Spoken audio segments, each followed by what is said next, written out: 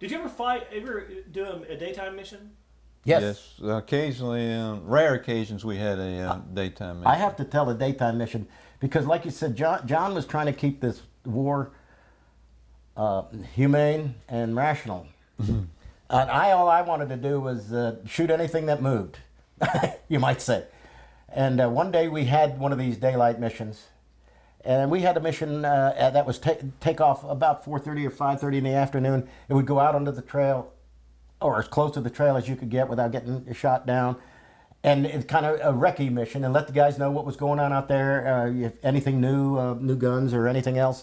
And also little reconnoiter, and then hopefully catch some of them running in the daytime or whatever, or down the rivers. And there were many rivers there. So one day we're out there on this mission, and we're getting ready. I don't know. We hadn't expended much ordnance, or anyway, we're flying over a river, and I looked down there and I saw what I thought were 55-gallon drums in the river. And I said, like, John, give me the guns. I'm going to roll in. So I rolled in, and as we're going down the chute, John says, they're moving, and they did. And I could see them moving in the water down there. Of course, we're only at about now 4,000 feet. We're getting close enough. And he said, pull off their water buffalo, their animals or something. And I said, oh. And so I pulled off, and I said, John, those water buffalo, they got to be carrying ammunition, and they got to be carrying stuff down there to the enemy. No, he said, they're water buffalo. And John, I thought he was a tree hugger for a minute there, and I said, John. So I said, no, I'm gonna shoot him. And John, okay, So we rolled in, and he grudgingly armed the panel and so forth for me.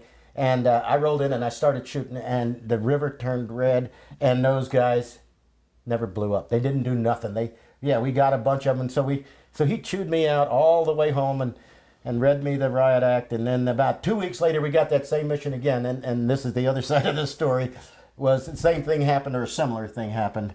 And we saw what we thought were 55-gallon drums again in the water, but we both knew this time that they were probably water buffalo laden. And so anyway, this time I rolled in on him, and he gave me the guns grudgingly again, because he didn't like to kill those beasts of burden. And burden was, in this case, ammunition, and they blew.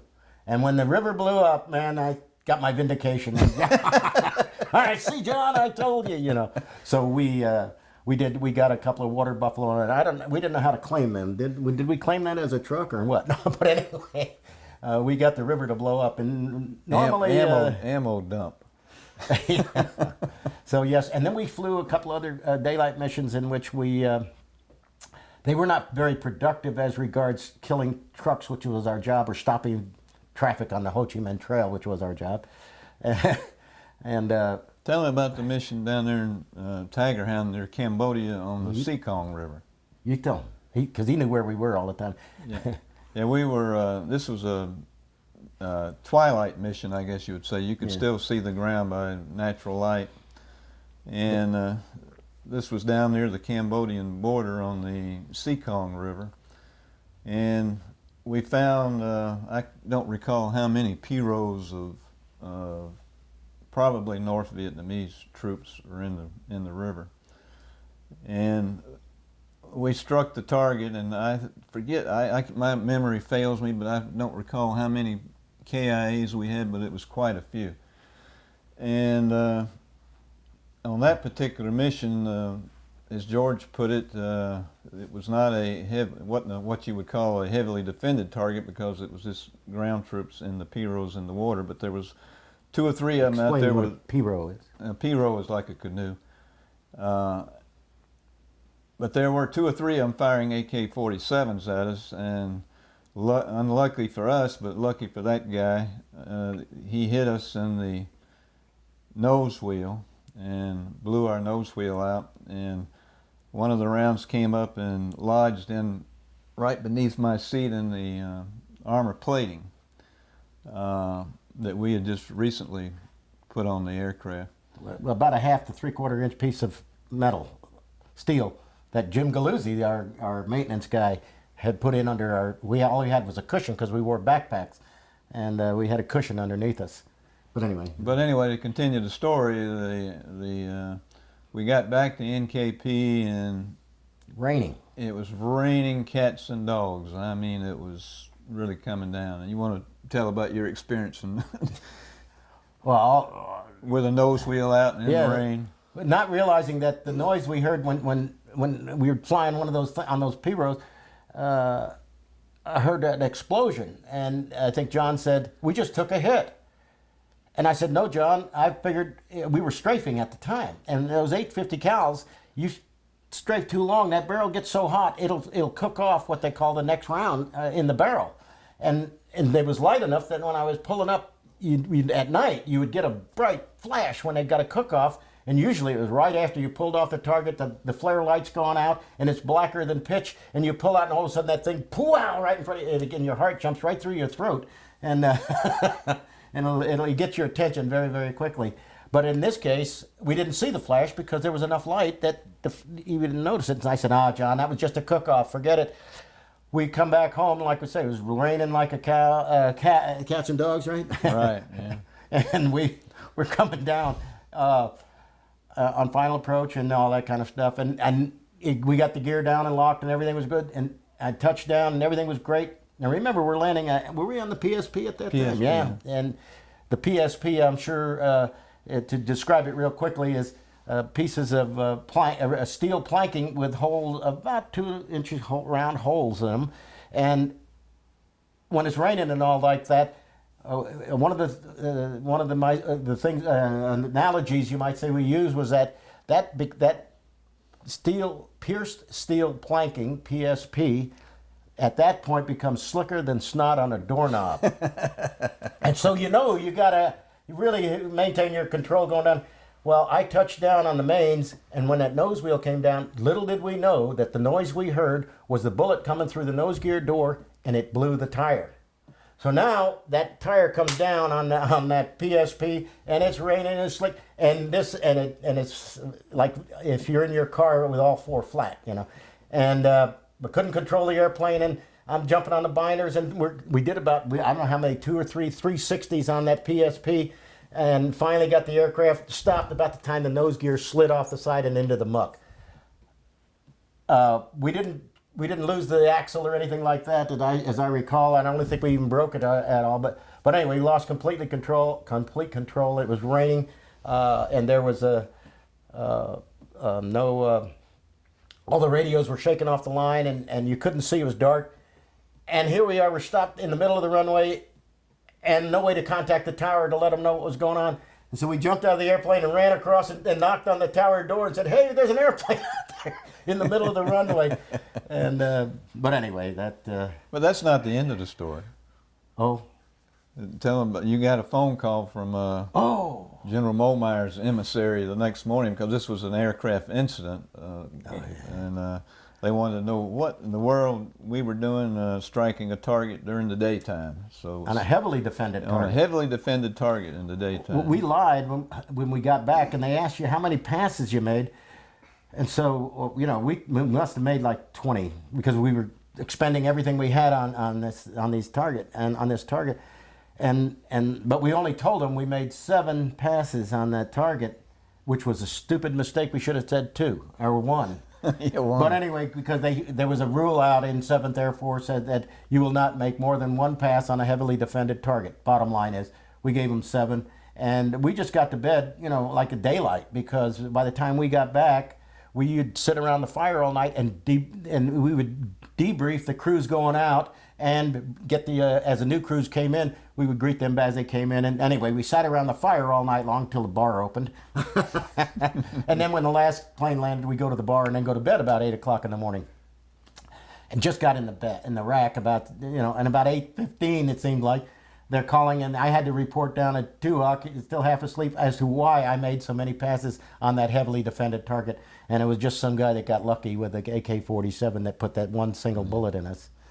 Well, evidently it was briefed at General Mollmeyer's morning briefing at 0800 that next morning, and after it was briefed, General Mollmeyer, you probably don't know the story behind all that, but he didn't have any love or appreciation for the air commando. The reciprocating aircraft. Yeah.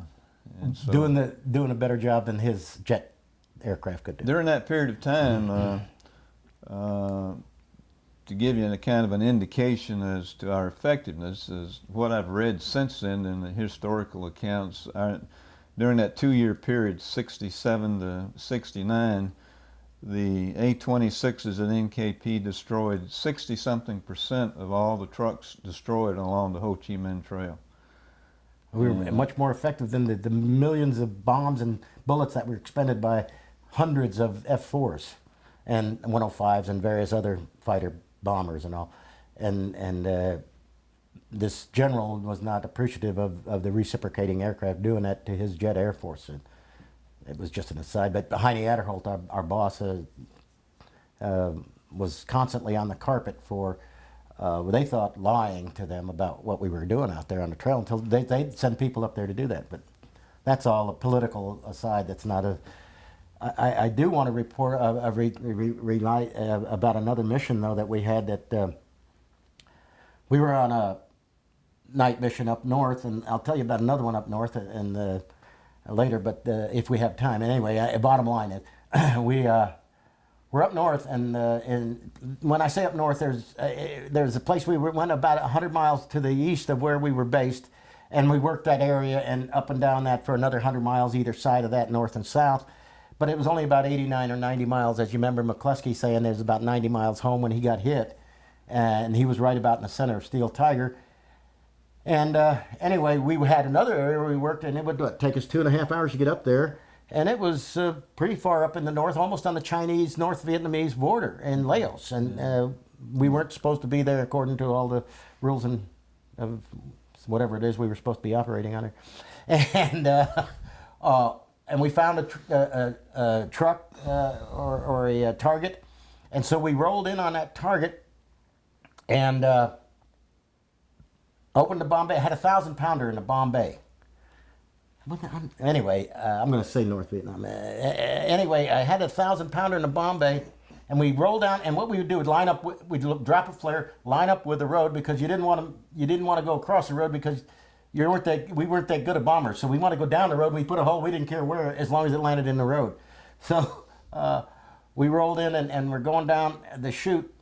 And about the time I'm ready to punch the bomb off, they were shooting at us with at least 37 and possibly, I think, 57 millimeter. Yeah. Because I could hear the explosions and I could feel them. And they started shooting at us. And in my, I'm going to say it might have been pilot technique, in my haste to get out of there, I punched the bomb off and I pulled, and the bomb bay doors, I thought did you bring them up? Or I don't know, I can't remember if they automatically came up. But in any event, I punched and I pulled. And about that time we were getting shot at, and so I dumped the airplane back onto the deck, and about that time the light went out. But I could still feel and hear these things coming by the airplane and hear them. And so we're jinking and trying to get away at treetop level in the dark.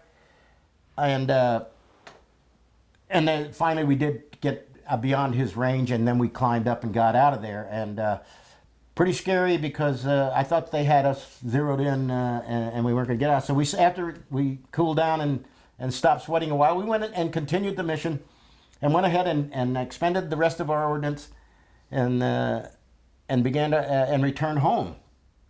And when we got back to Nakhon Phanom or NKP, we landed. And we went to where we'd we go in and they would inspect our airplane before they let us shut down the engines or open our bomb bay doors, make sure we were clean of all ordnance and various other things. And then we could open our bomb bay doors where they would inspect us and de-arm, and if we left any bombs in there, and they would take them, and they would put the pins in the fuses and so forth and so on to de-arm the aircraft as much as possible. At that point, before we would taxi back into the chocks, to the parking area. So we're there, and then we get the signal to, no, don't do anything, and they signal us to go down to what we called the hot bomb area, something. And it was at the other end of the runway, and it was a concrete pad all the way down at the other end of the runway and off to the side of the taxiway there. So if we blew up, it wouldn't get the rest of the base. The best base was on this side. So anyway, so we're thinking, what the world happened? Why is this all about? So we're taxied down there. And we're all alone in the dark, no truck or anything tell us where to go. We just went down till we ran out of the runway and we found a place and we stopped. And then I shut the engines down and it's dark out there. There's no runway lights, of course, or runway overhead lights, and it was just pretty dark out there. And then we shut down. We sat there for a couple of minutes, and we said, I wonder what the deal is with that. So let's go out and see why they wouldn't let us open the bomb bay doors. And we go out, and we look in. There's a little window, and you may know where it is. That back there, you can see inside the bomb bay. And we look in there and shine our light in, and sitting in that bomb bay is that 1,000-pound bomb, and it is jammed into the back bulkhead of the bomb bay. And what happened, and we are in our minds, we reconstructed. We think this might have been the cause. Was when I punched the bomb off, the shackle, and at the same time I punched, I think I pulled some positive G's on the aircraft or something. Anyway. The front shackle went and the rear shackle didn't release. And the nose of that thing came loose, and then the back shackle held it, but with everything happening, going on, it ripped it right off the shackle, and the bomb went back into the bulkhead, and by that time the bomb bay doors are coming close, and the nose of the bomb hits and lands on the bomb bay doors. And far enough to pull the arming wire out. And so we're looking at that thing. There's a little propeller on the nose of that bomb, and we're saying, "I wonder how many times it turned around." John said, "Geez, I don't know. What do you think?" And so both of us, we started running in the dark. We didn't know where the hell we were running, but we ran as far as we could. I think we sweated that out and finally met the people coming out to get us about on the road. But that was a scary thing, and I think we caused it ourselves, although we'll probably never know.